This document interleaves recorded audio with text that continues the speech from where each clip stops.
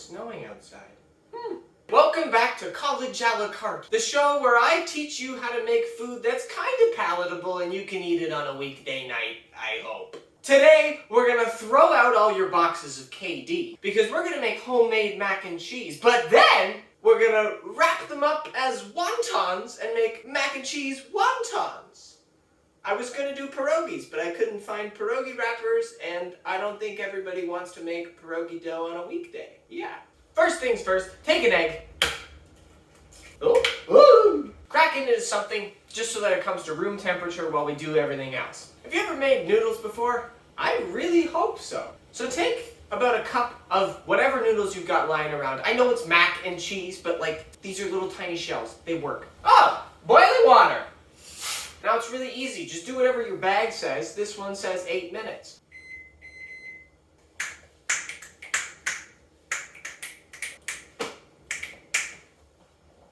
So while your noodles are bubbling away, get a 1/4 cup of milk and the egg you cracked. Put the egg in there.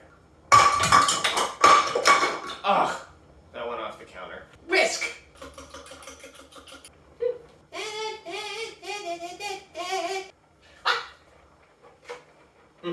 Al dente. Drain it, put it back in the pot. Now here's where we get to make the cheesy bit of the mini shell and cheese. Throw in some butter, 1/2 tablespoon to be exact. And just give that a stir.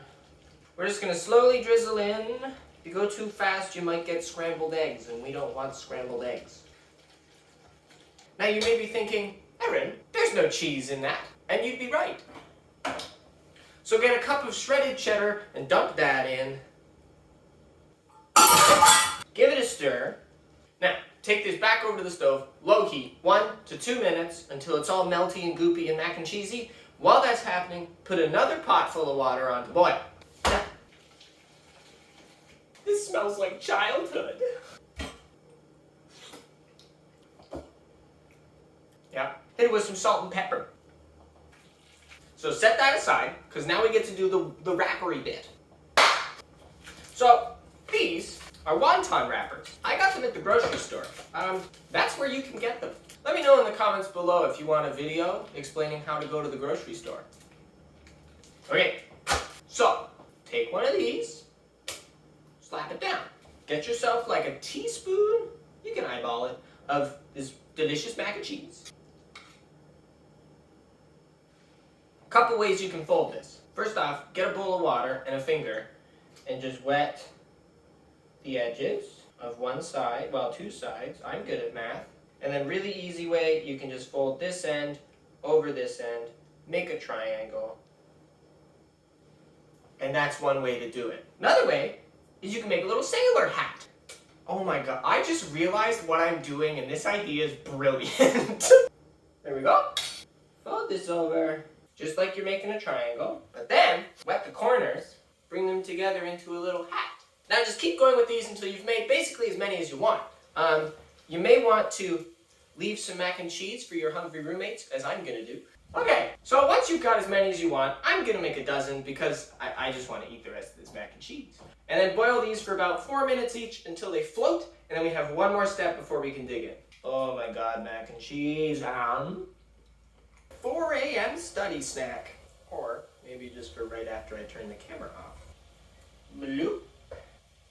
Bloop. Now don't overcrowd the pot. Get a pan onto a medium heat with some butter in it.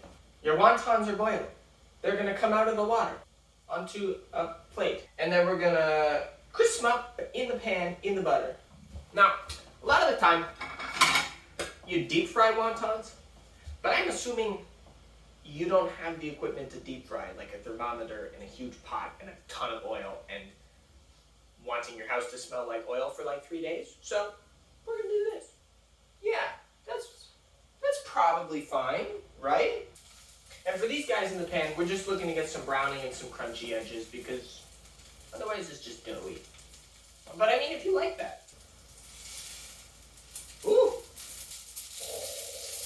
That sizzle, though.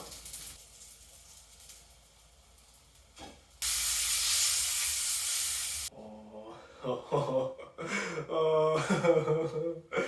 yes. And there you have it. A dozen mac and cheese wontons. Beautifully crisp, beautifully cheesy, beautiful to eat. I hope. The triangle ones crisped up a little bit easier because they're not such a weird shape, but that's okay. Whatever, we're not going for perfect, we're going for edible. Oh, they're good. They're not as good as I thought they would be, but they are good. I think if you spruced up the mac and cheese a little bit, like a little bit more heat, maybe some onion, maybe some garlic, that kind of thing. Also, if you deep fried them, deep fried anything is good. But these were fun. Serve these at like a party when we can eventually have them. Everybody will think you're awesome. I made a mess.